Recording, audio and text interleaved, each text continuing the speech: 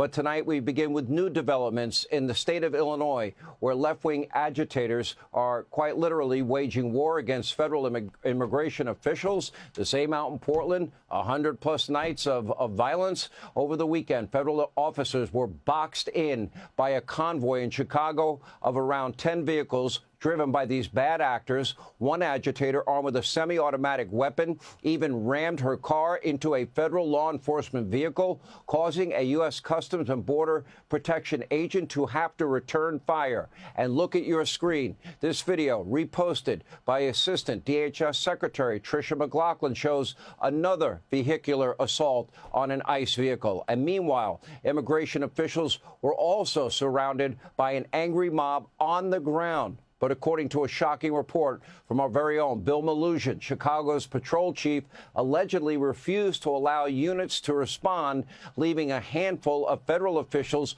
on their own for a significant period of time. Now, this is a claim that Chicago's police department and incompetent mayor and governor are denying. But as you can see, it was a scary weekend in and around the Windy City. Threats against ICE agents now up nationwide over 1,000%.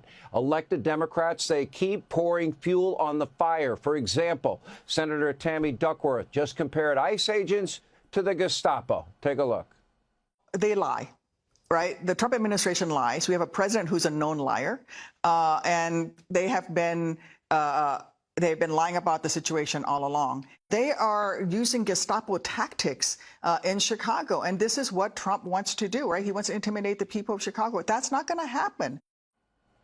No, it's not the Gestapo. It's the law of our land. Meanwhile, Chicago Mayor, the ever-incompetent Brandon Johnson, claiming that ICE is operating in a city because Republicans, get this, never accepted the results of the Civil War. Not making it up. Decide for yourself. A couple of years ago, I said very candidly that the right wing in this country wants a rematch of the Civil War. I want that to sit in right now, because the President of the United States of America has declared war on the people of Chicago and people across America. Johnson now declaring, quote, ICE-free zones in his city. By the way, a meaningless act thanks to the Supremacy Clause. That would be called the Constitution. Maybe he should read it one day. A move designed to stir anger among his radical base. Naturally, Illinois Governor J.B. Pritzker can never keep his big mouth shut. He's ignorant and pathetically trying to jump into the fray with the classic Democratic take. He's trying to blame Donald Trump for disturbing peace in Chicago. First of all, there is no peace in Chicago. Secondly, President Trump is trying to bring peace to Chicago because he and the mayor and every other elected official refuse to do their job and have law and order and safety and security. Take a look. They're raiding neighborhoods where, instead of going after the bad guys, they're just picking up people who are brown and black and then checking their credentials. Are you a U.S. citizen? They are the ones that are making it a war zone. They need to get out of Chicago. If they're not going to focus on the worst of the worst, which is what the president said they were going to do, they need to get the heck out. This raid at this building is emblematic of what ICE and CBP and the President of the United States, Kristi Noem and Greg Bovino, are trying to do. They want mayhem on the ground. They want to create the war zone so that they can send in even more troops. Whatever happened to that fake news CNN real-time fact-checking that they were so committed to? Oh, that only applies to Donald Trump. Now, Pritzker was sworn in. Since he's been sworn in, there have been more than 4,000 murders in the city of Chicago.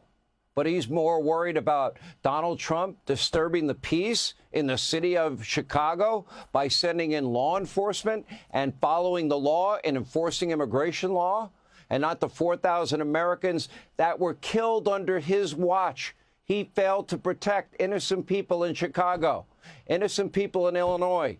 Of course, this kind of dehumanization against federal officials, it's not going to end well. I pray to God I'm wrong. Keep in mind, according to the DHS secretary, they already face serious threats all across the globe. This is how bad it's getting. Take a look.